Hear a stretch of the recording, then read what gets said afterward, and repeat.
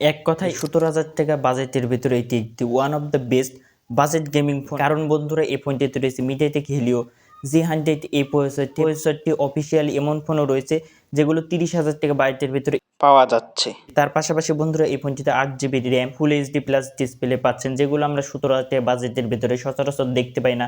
সচরাচর আমরা এই বাজেটের ভিতরে এইচডি প্লাস অথবা 6GB র্যাম সর্বোচ্চ দেখতে পাই। হ্যালো বন্ধুরা, কেমন আছেন আপনারা? তো বন্ধুরা আজকের এই ভিডিওতে আমরা মূলত এই ফোনটি সম্পর্কে বিস্তারিত জানবো এবং আপনাদেরকে এটা বলবো যে এত ভালো কিছু দিয়েছে তো আসলে কস্ট কাটিং কোথায় করা হয়েছে। এই ফোনটি একটি ভেরিয়েন্টে অফিসিয়ালি লঞ্চ হয়েছে 8/128GB, যার দাম ধরা হয়েছে 16,999 টাকা।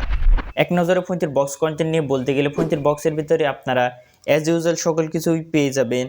তো বন্ধুরা এই হলো কাঙ্ক্ষিত মোবাইল ফোনটি। তো ফোনটির ডিজাইন সম্পর্কে বলতে গেলে ইনফিনিক্স এখানে একটি ইউনিক টাইপের ডিজাইন তারা দেওয়ার চেষ্টা করেছে। তো এই ডিজাইনটা আমার কাছে খুব একটা বেশি ভালোও লাগেনি বা খুব একটা বেশি খারাপও লাগেনি। তো এই ডিজাইনটা আপনাদের কাছে কেমন লেগেছে অবশ্যই কমেন্ট করে জানাবেন। তো ইনফিনিক্স এই ফোনটি মোট 3টি কালারে লঞ্চ করেছে, যে 3টি কালার আপনারা স্ক্রিনে দেখতে পাচ্ছেন।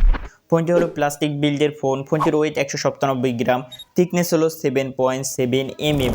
কিন্তু এর যে প্রো ভ্যারিয়েন্টটি রয়েছে সেটি এর থেকেও বেশি পাতলা রয়েছে, তার থিকনেস হলো 7.4 mm। হট 50 প্রো সম্পর্কে বিস্তারিত জানতে চাই ডেসক্রিপশন বক্সে লিঙ্ক পেয়ে যাবেন। ফোনটিতে আপনারা 3.5 mm অডিও জ্যাকের port, microphone, type C port, speaker grill পেয়ে যাবেন নিচের দিকে।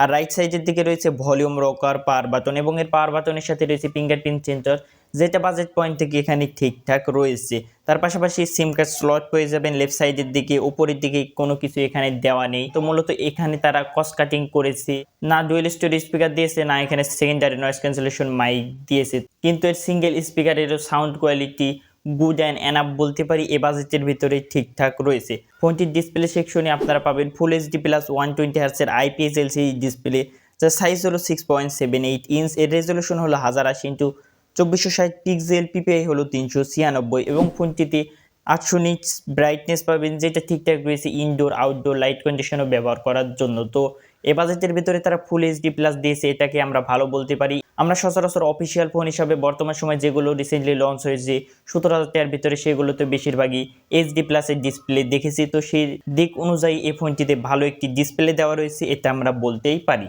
এখন আমরা ফোনটির সবচেয়ে আকর্ষণীয় পার্ট নিয়ে বলবো পারফরমেন্স সেকশন, কারণ এখানে 17,000 টাকা বাজেটের ভিতরে তারা MTK Helio G100 এই প্রসেসরটি দিয়েছে। MTK Helio G100 এই প্রসেসরটি আপনারা এত কম বাজেটে অন্যান্য কোনো ফোনেই পাবেন না। 30,000 টাকা বাজেটের ভিতরেও রয়েছে টেকনো কেমন 30SA এবং 20,000 টাকা বাজেটের ভিতরেও রয়েছে টেকনো স্পার্ক 30 প্রোতে। এবং ইনফিনিক্সের কথা বলতে গেলে তাদের হট 50 প্রো ভ্যারিয়েন্টেও এই সেম প্রসেসরটি ব্যবহার করা হয়েছে। তো আপনারা যদি একটি পারফরমেন্সের দিক দিয়ে সেরা ফোন চান, তাহলে আমার মনে হয় যে 17,000 টাকার ভিতরে এর থেকে সেরা পারফরমেন্স আলা ফোন আপনারা পাবেন না বর্তমান সময়ে অফিসিয়াল হিসেবে যদি আপনারা বিবেচনা করতে যান। এছাড়া ফোনটিতে আপনার অ্যান্ড্রয়েড 14 পেয়ে যাবেন, তার সাথে পেয়ে যাবেন XOS 14.5। ফোনটির অ্যাপ ওপেনিং ক্লোজিং টাইম বা সুইচিং টাইম আমার কাছে খুবই দুর্দান্ত লেগেছে এবং ফোনটিতে একটি সেরা পারফরমেন্স পেয়ে যাবেন এ বাজেটের ভিতরে, যেটা আমি আপনাদেরকে প্রথমেই বললাম। ফোনটিতে আপনারা 5000 mAh ব্যাটারি, 18 ওয়াটের চার্জিং সাপোর্ট পেয়ে যাবেন। তো এটা স্ট্যান্ডার্ড রয়েছে। তো 18 ওয়াটের চার্জিং সাপোর্ট এই বাজেটের ভিতরে ঠিকঠাক রয়েছে। এটিতে ডুয়েল ব্যান্ড ওয়াইফাই ব্লুটুথ কোন ভার্সন ব্যবহার করা হয়েছে এটা অনলাইনে দেওয়া নাই, এটা হয়তো বা 5.0 হতে পারে এবং FM রেডিও সাপোর্ট পেয়ে যাবেন। আর ক্যামেরা নিয়ে বলতে গেলে এখানে আপনারা 50 মেগাপিক্সেলের মেইন ক্যামেরা পাবেন, যেটা মূলত কাজের। আর বাদবাকি যে দুটো সেন্সর রয়েছে সেগুলো ইউজলেস বলতে পারি। 8 মেগাপিক্সেলের সেলফি রয়েছে আর ফোনটিতে সর্বোচ্চ 2K 30fps ভিডিও শুটিং করতে পারবেন। আর 60fps শুট করতে চাইলে 1080p করতে হবে। ফোনটি থেকে তোলা ছবিগুলো 17,000 টাকা বাজেট পয়েন্ট থেকে আমার কাছে এভারেজ বা ডিসেন্ট কোয়ালিটির লেগেছে, যেহেতু পারফরমেন্সের দিক দিয়ে সেরা দিচ্ছে।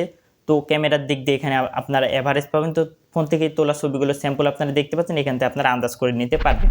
তো ওভারঅল বলতে গেলে যেটা আমি আপনাদেরকে শুরুতেই বললাম যে আপনারা যদি এই বাজেটের ভিতরে একটি সেরা গেমিং ফোন কিনতে চান, তাহলে আপনারা ইনফিনিক্স হট 50 এটা আপনারা নির্দ্বিধায় কিনতে পারেন, এটা রিকমেন্ড করা যেতে পারে। অফিসিয়াল ফোন হিসাবে আপনারা এর থেকে ভালো ফোন পাবেন না। ফোনটি দেখতে ভালো প্রসেসর রয়েছে, ফুল এইচডি প্লাসের ডিসপ্লে রয়েছে, ব্যাটারি সেকশনও খুবই দুর্দান্ত দেওয়া রয়েছে। তো বন্ধুরা এই ফোনটি আপনাদের কাছে কেমন লাগলো অবশ্যই কমেন্ট করে জানাবেন এবং ভিডিওটি ভালো লাগলে একটি লাইক অবশ্যই করে দিতে পারেন এবং পরবর্তী ভিডিওর নোটিফিকেশন পেতে সাবস্ক্রাইব করে পাশে থাকা বেল আইকনটি অলে সিলেক্ট করে রাখবেন।